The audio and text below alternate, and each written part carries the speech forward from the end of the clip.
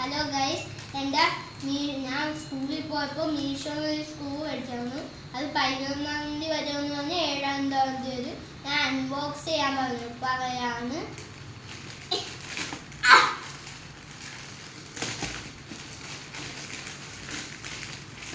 വാവ്, സൂപ്പറല്ലേ. അപ്പോൾ വൈറ്റും ഉണ്ട്, വൈറ്റും ബ്ലാക്കും.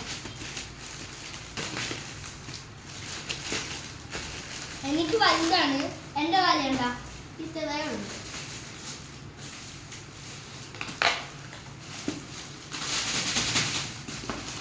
നല്ല